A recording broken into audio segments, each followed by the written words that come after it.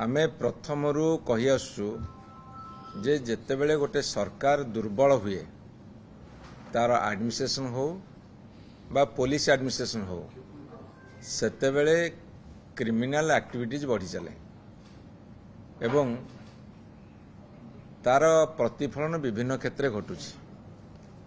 प्रत्येक दिन मुंड गड़ुची साधारण लोकंकर एवं सेतिकिरे संतुष्ट होना जो माने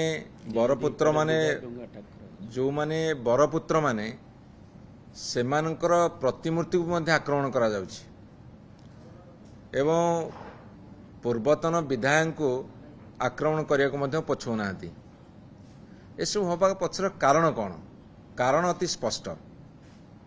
कारणटा आम बारंबार कहीचु जेतेबेले सरकार दुर्बल बोली क्रिमिनाल माने भावंती जो माने सब दुर्बृत्त से माने बहुत चालाक से माने सरकार दुर्बलतार फायदा नहीं एसबू कांड कारखाना भेइबार समर्थ होउछंदी।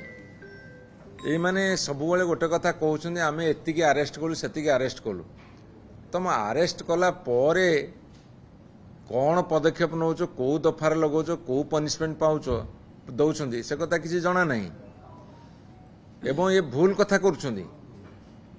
आज बिजू बाबूंकर प्रतिमूर्ति ये द्वितीय थर भी आक्रमण है। गोटे थर मार्च 5 जयंती जन्मदिवस अवसर रे तांको बेको को काटी दिया गला महांगारे। आज जेतेबेले श्राद्ध दिवस पालन करने को जाउछंदी पर दिन 17 तारीख रे सेतेबेले तांको प्रतिमूर्ति को पोड़ी दिया जाउछि। तेणु ये गोटे सुचिंतित योजना माने से माने कहउछंदी बिजू बाबूंकर इतिहास को लिभेई दवा अस्तित्व को लिभेई दवा।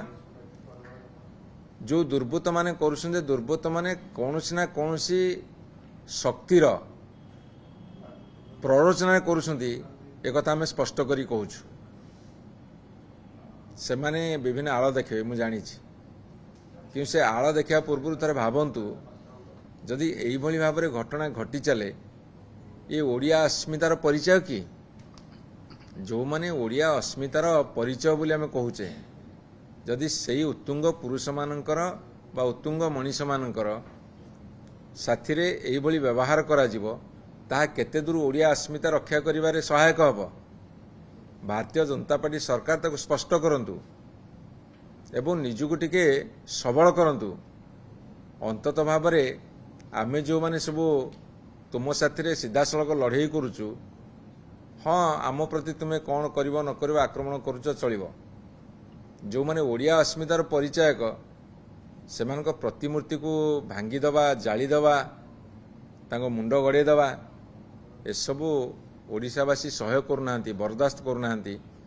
आज आम बिजु जनता दल तरफर समस्त नेतृवृंद ये एकाठी आपण माध्यम सारा ओडिशार जनसाधारणकर क्षोभ तांकर जो उद्वेलन ताकू तोली धरी आह्वान रखुचु यार दृढ़ प्रतिवाद करा जाऊ एवं ए सरकार जेते प्रतिमूर्ति अच्छी जेते महापुरुषंकर जे दिवंगत से माने समस्तंकर आदरणीय एवं तुम्हें भारतीय जनता पार्टी वाला बहुत जोर विधानसभा बाहर कहल विधानसभा भितर विधानसभा बाहर जे आमे बिजु बाबू को सम्मान करूँ गोटे बड़े तांकर चेरमूल काटिकी ओपाड़ी फिंगिया बसलनी आ गोटे सम्मान करू कही लोकों को भुआ बुलाऊच सेपटे कार्य परिणत होची सेमानक प्रति असम्मान।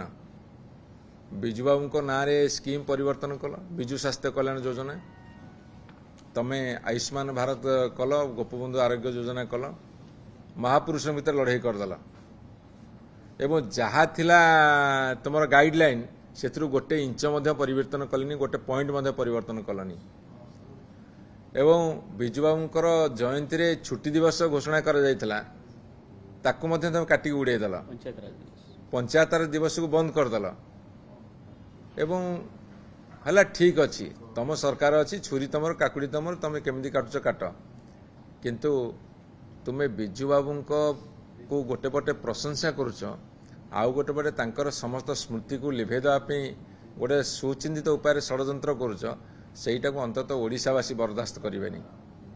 ओडिशावासी बर्दास्त करूना बोली आज सबुआडे प्रतिवादर स्वर तेजी उठी। ମୁଁ ଅନୁରୋଧ କରିବି ସରକାରଙ୍କୁ ଏବଂ ଆହ୍ୱାନ ରଖିବି ସେ ତୁରନ୍ତ ଏହାର ଗୋଟେ ସବୁଦିନ ପାଇଁ ବିହିତ ପ୍ରତିକାର କରନ୍ତୁ, ନହେଲେ ଭୟଙ୍କର ଆନ୍ଦୋଳନ ମୁଣ୍ଡ ଟେକିବ ସାରା ଓଡ଼ିଶାରେ।